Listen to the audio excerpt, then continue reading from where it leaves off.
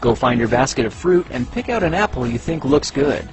Now, using a sharp cutting knife, carefully cut the apple at a slight diagonal so that it slices right through the center of the apple core.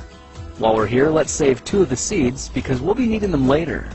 Now that we've got our 2 halves, let's take the side that still has the bottom attached and place it face down on a cutting board. We'll need to place 2 butter knives perpendicular with the top and bottom of the apple. Now we can carefully cut down along one side of the apple core until the knife bottoms out on our makeshift spacers, then use the spacers as a guide to gently cut in from the side. When the 2 cuts meet, you'll have an apple wedge that pops right out. And while we're here, let's cut a piece from the other side the same way. Now our goal with these is to cut out 3 more L-shaped wedges about a 1/4 inch thick. And this time, rather than cutting in sideways toward your fingers, try turning the piece over so you can cut downward and meet the first cut at the bottom. Now with a little wiggle, a new apple wedge should break free. If you repeat the process 2 more times, then stagger the pieces back together, the effect is a beautifully layered wing. Now just cut the other piece the same way, and your swan's body should look like this.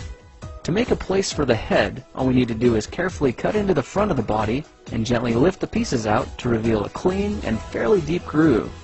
At this point, we can go ahead and grab the other half of the apple and place it between the butter knives like before. But this time, we're just going to use them as spacers to cut an even slice off the bottom. You can see that repeating this process 3 or 4 times gives us a nice variety of shapes and sizes.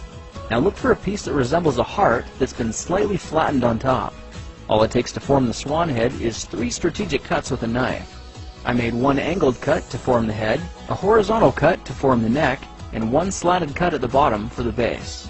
Now you should be able to see how this is coming together. And to clean it up a bit, just use your knife to round off the sharp edges. All that's left now is to place the apple seeds where you think the eyes should go, then use the side of a butter knife to press them firmly into position. When both eyes look good, simply drop the neck into place, and you're done. You've just created a beautiful and decorative apple swan. I spritzed mine with a bit of lemon juice to help prevent it from turning brown, then put it on display to show off for our dinner guests later that night. If you try using different apples, you'll get a nice contrast of colors, and every bird will look a little bit different. Well, now you know how to take any ordinary apple and turn it into a decorative and edible apple swan.